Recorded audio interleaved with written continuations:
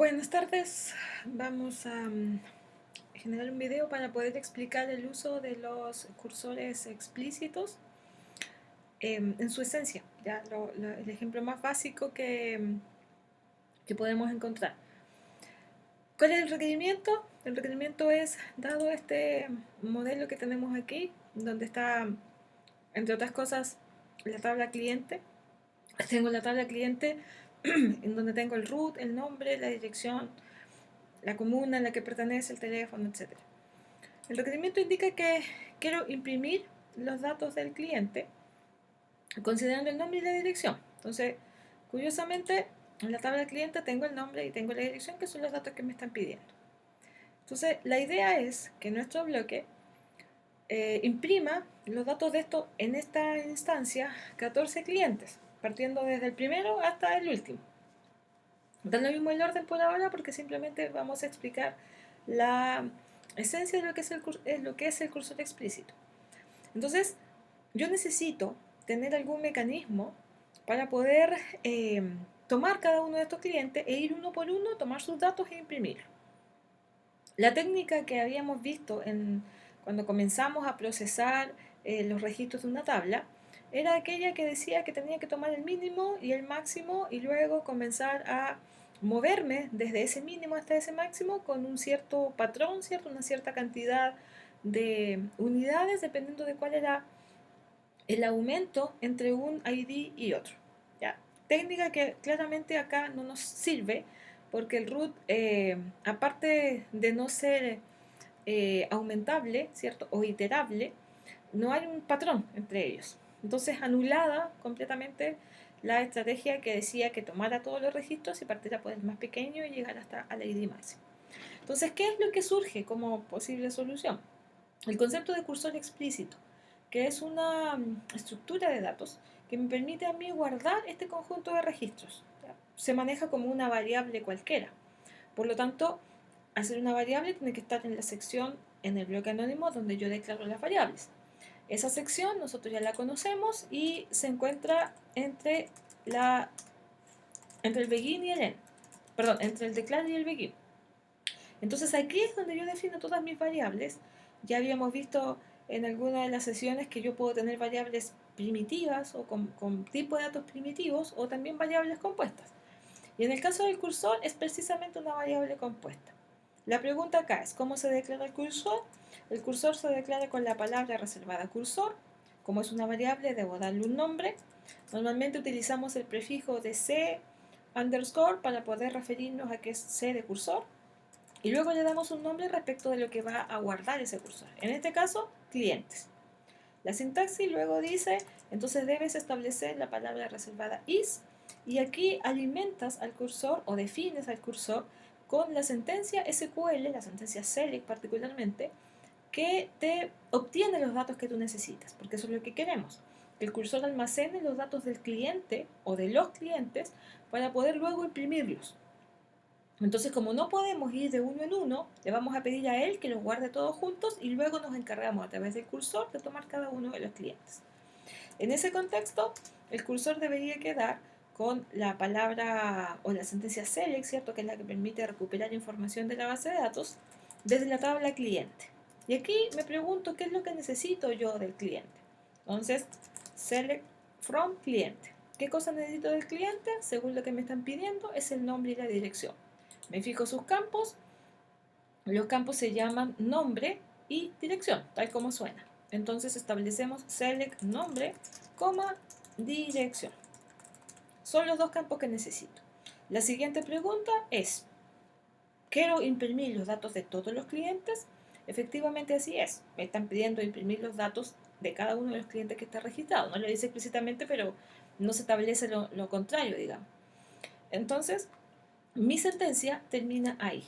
Si yo la pruebo sola, esto es muy parecido a lo que uno veía en la asignatura de consulta de base de datos, me devuelve efectivamente todos los nombres y las direcciones de todos los clientes. Por lo tanto, el cursor va a guardar correctamente la información. ¿Cuál es el efecto? El efecto es que todo esto que nosotros vemos acá se guarda en esa variable. Y esa variable es iterable, esa variable es recorrible, por así decirlo. Entonces yo, para poder iterar sobre esa variable, necesito un ciclo, porque yo, si quiero iterar sobre algo, necesito establecer un ciclo repetitivo. Y casi todos los lenguajes tienen los tres ciclos clásicos, el for, el while y el do while. En este caso, nosotros la primera instancia o la primera solución que vamos a generar es usando el loop, que es lo que hemos hecho en las sesiones de la asignatura de programación de base de datos. Entonces acá establecemos los tres pasos o las tres acciones que nosotros sabemos que suceden con un cursor, que es abrir el cursor, ¿cierto? Es recorrer el cursor, es cerrar el cursor. Cerrar el cursor. Abrir el cursor parece intuitivo, utilizamos el open y el nombre del cursor, en este caso cClientes. Para cerrar el cursor hacemos un close y el cClientes, punto y coma. Para recorrer el cursor es donde yo necesito este ciclo iterativo, porque yo voy a iterar sobre los elementos de ese cursor. Los cursores son estructuras iterables, es decir, recorribles. Entonces yo establezco aquí el ciclo, el loop, que hasta ahí es infinito. Yo voy a recorrer nada, en realidad estoy haciendo nada dentro del ciclo, pero infinitas veces. Me marca en rojo porque no acepta un ciclo vacío. Entonces, en tanto yo le ponga algo aquí, va a dejar de estar en rojo.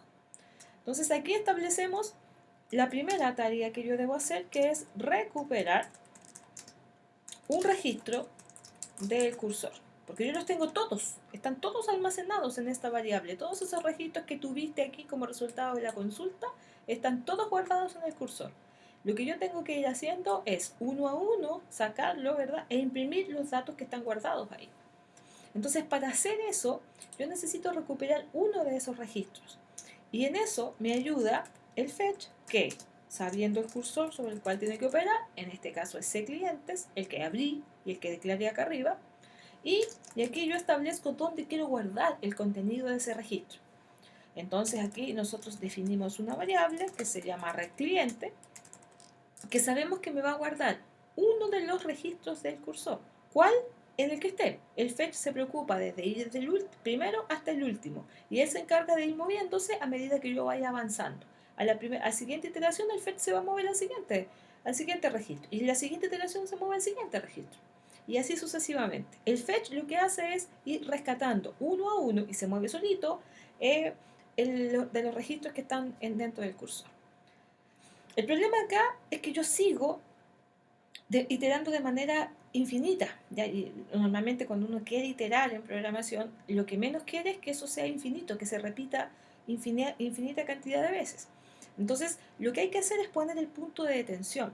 Lo que hay que hacer es poner o indicar cuál es el momento en el que yo debo salir de este ciclo que aparentemente, así como está ahora, es infinito. Entonces, establecemos una acción que se llama verificar si existen más registros.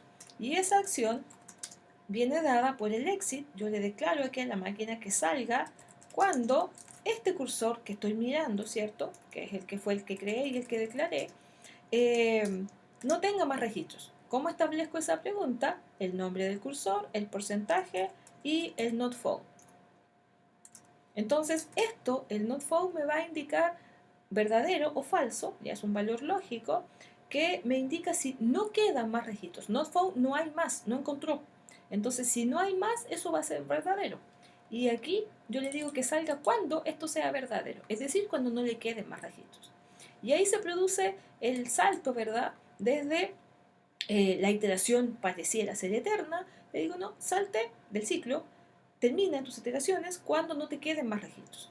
Lo que tiene sentido, porque yo abro el cursor, intento recorrerlo y me voy a salir cuando no queden más. Me salgo para cerrarlo porque ya lo procesé, porque ese es el objetivo. Procesar el cursor porque ahí están los clientes y porque a mí me están pidiendo procesar los clientes. Entonces, en este punto, particularmente en la línea 19 que yo acabo de crear, estoy en condiciones de poder imprimir los datos. ¿Dónde los tengo? Los rescaté y los dejé en esta variable, reCliente, variable que no he declarado. Recuerden que cada variable que yo tenga la debo declarar en la sección donde van las variables, entre el declare y el begin. Por lo tanto, yo tomo esta variable, la voy a copiar y la voy a ir a declarar. Aquí vamos a poner un comentario para indicar que aquí voy a almacenar los clientes que serán incluidos en el informe. ¿Sí? Entonces ahora declaro la variable que me permite almacenar un registro del cursor. Y esa variable se llama reCliente. Todas las variables tienen un tipo. ¿Ya? Las variables necesito darle un nombre y un tipo. El tipo de dato en este caso no es un tipo de dato primitivo ni básico, sino que es en base al cursor, porque el registro cliente, el reCliente que tengo aquí, va a guardar lo que estoy sacando del cursor. Entonces, ¿cómo sabe cuál es la estructura que va a tener este cursor? Utilizando el mismo cursor. Clientes y voy a usar el comodín con el porcentaje y voy a usar el row type. Con eso estoy indicando, lo voy a poner en mayúscula, con eso estoy indicando que estoy utilizando una estructura de tipo record, por así decirlo, ¿cierto? Donde voy a guardar cada una de las columnas del registro que estoy seleccionando del cursor. Si el select tiene 20 columnas, mi reCliente tendrá 20 componentes. Todo eso representando un registro del cursor, en este caso un elemento o un registro de un cliente en particular. Sabiendo eso, ahora yo puedo imprimir sin ningún inconveniente. La instrucción para imprimir en PLSQL dbms output.putLine. Y aquí yo establezco, como quiero que aparezca el nombre y luego de la dirección, mi pregunta es, ¿dónde tengo el nombre del cliente? Los datos los voy imprimiendo de a uno. Los datos del cliente 1, luego del cliente 2 y del 3 y así sucesivamente. ¿Dónde están esos datos? Esos datos se encuentran en esta variable. Entonces yo tomo esta variable y la voy a imprimir, pero la variable tiene todas las columnas, todas juntas. No va a entender a la máquina si yo le pido que imprima el registro. Yo le pido que primero imprima el nombre y luego que imprima la dirección. Entonces, reCliente.nombre, concateno, ese no era ese, le pongo un espacio para que pueda separar, ¿cierto? Concateno nuevamente y ahora pongo reCliente.dirección. Entonces, ahí logro extraer del registro completo, ¿cierto? La parte del nombre y la componente de la dirección. Son los dos de los que dispongo, nombre y dirección, porque fueron las dos columnas que yo tengo en mi select, que alimenta el cursor. El cursor es una estructura que se alimenta de una sentencia select. La sentencia select determina lo que va a tener el cursor. Y el reCliente almacena uno a uno cada uno de esos elementos del cursor. ¿Cómo lo va a ir almacenando? Porque el fetch va a ir recogiendo uno a uno cada uno de esos registros y lo va a guardar en cada una de las iteraciones en esta variable. Entonces, en la primera pasada que se haga, esta variable va a contener los datos del primer registro. En la segunda pasada va a contener los datos del segundo registro. Y así logro el objetivo de rescatar, verificar e imprimir. Si yo logro imprimir esto de aquí, ejecutar el bloque que está aquí, ¿cierto? Lo voy a ejecutar, estoy conectada a la base de datos y ahí aparece todos los clientes, Banco de Chile, Alameda 6152, Banco Santander, Apoquindo 1520, etc. Todos los registros de mi tabla cliente. Logré hacer ese rescate de todos utilizando esta estructura que se llama cursor, que, insisto, me recupera el contenido de una o más tablas. En los siguientes videos vamos a ir viendo que esta sentencia se puede complejizar porque yo puedo hacer join, porque yo puedo hacer loop by, porque puedo hacer todo lo que yo ya sé en términos de recuperación de información de la base de datos. Acá lo estamos haciendo muy simple porque lo único que queremos exponer es cómo funciona el cursor, para qué me sirve el cursor. En esencia me sirve para recuperar una cantidad de registros, más de uno, ¿cierto? Para que tenga sentido, y yo pueda después iterar sobre ese conjunto, ir desde el primero hasta el último, sin la necesidad de conocer esto del mínimo y del máximo. Eso es lo básico que yo necesito saber de cursores. La alternativa, que es como asociado a ese concepto de iterable, es que yo puedo recorrer el cursor sin usar el loop, sin hacer este paso, ¿verdad? Por el abrir, el recorrer y el cerrar. Normalmente, en casi todos los lenguajes, el ciclo for se comporta, como yo siempre lo digo, de una manera mística, porque hace las cosas, hace los incrementos, hace la pregunta para ver si sigue o no sigue, lo hace de manera transparente para nosotros. Entonces, claramente, cuando nosotros estábamos haciendo, por ejemplo, el ciclo con esta técnica del min y del max, la variable no tenía que declararla, porque el for la declaraba por mí. Entonces hay muchas cosas que el ciclo for, por esencia, en la gran mayoría de los lenguajes, hace por sí solo. Entonces por eso muchas veces es mucho más atractivo de utilizar, porque yo le cedo el control para que él declare, para que él incremente, para que él haga las cosas. Entonces, en el caso de los cursores, porque voy a iterar sobre él, tampoco es mucha la diferencia. Ya vamos a ver ahora, voy a generar la segunda variante usando el ciclo for. Entonces, usando el ciclo for. Aquí la idea es exactamente la misma. Voy a tomar el bloque que se encuentra aquí, porque el objetivo es el mismo, imprimir los datos de los clientes. Voy a tomar el bloque, lo voy a copiar aquí para generar mi nueva versión y voy a sacar esto del ciclo. En realidad voy a sacar todo. Voy a sacar todo lo que está aquí. Entonces, ¿qué necesito yo? Estando ahí, lo que yo necesito es poder, voy a sacar esto también, voy a dejar así en crudo el bloque. Lo único que tengo es el cursor. Ese cursor donde yo sé que está guardando a todos los clientes que están registrados en la tabla. Entonces, ¿qué debo hacer con el cursor? Bueno, es una estructura que contiene todos los registros, por lo tanto yo voy a querer iterar sobre esta estructura.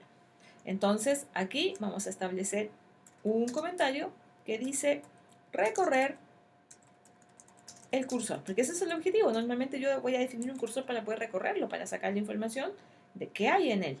Entonces eso lo voy a hacer con el ciclo for. Al ciclo for le tengo que indicar dónde quiero guardar lo que voy a extraer y voy a utilizar el operador in para referirme dónde está esa estructura que yo quiero iterar. Y esa estructura se llama clientes. El ciclo for por sintaxis va acompañado de un loop y va cerrado por un end loop. Nuevamente me marca en rojo porque no tiene nada dentro del ciclo. Eso sintácticamente es incorrecto, o sea, yo no puedo poner un ciclo para hacer nada dentro de él. Entonces, aquí, ¿qué voy a hacer yo? Aquí yo estoy mirando uno a uno, por eso el for, ¿cierto? Cada uno de los elementos que forman parte de este cursor, es decir, cada uno de los registros, uno por uno. Y por eso el for para, dice, cliente que está en el cursor, repita, loop, hasta lo que estime conveniente como condición de salida.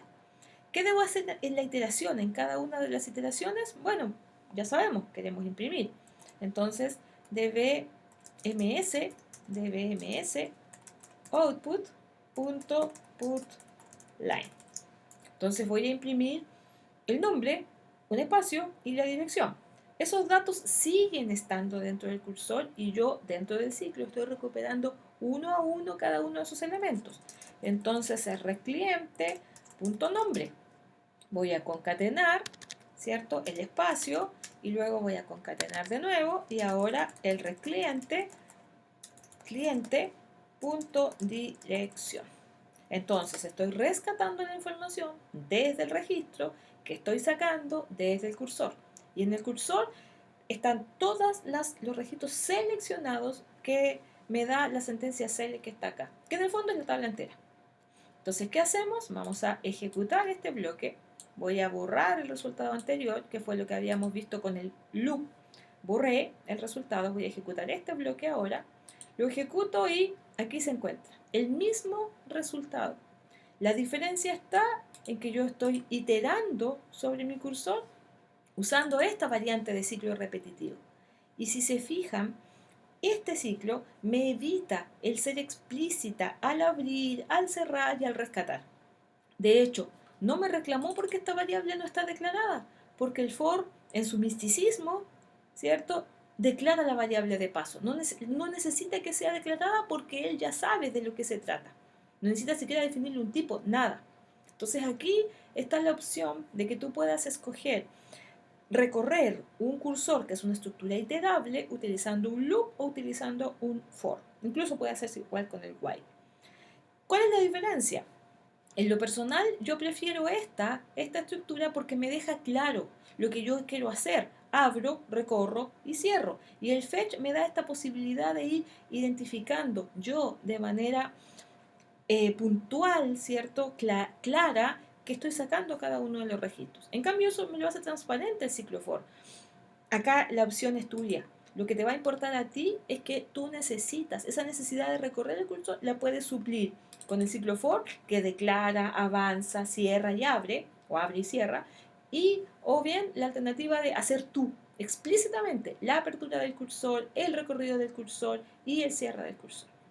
Esa es más o menos la, la temática que debería aplicarse, ¿ya? Así que cumplido el objetivo de este pequeño video donde solamente queríamos especificar cuál es el funcionamiento de los cursores. En la siguiente entrega debiésemos estar pendientes un poco más de complejizar el cursor porque la consulta podría ser un poco más elaborada y después ya los cursores que tengan que utilizar algún filtro que lo van a utilizar a través de los parámetros que yo le voy a ir entregando al cursor, ¿ya? Pero esas son las entregas posteriores. Sería todo, ya hasta el próximo video donde esperemos potenciar un poco más y explicar de mejor manera los conceptos asociados a PL SQL. Muchas gracias y nos vemos en los otros videos.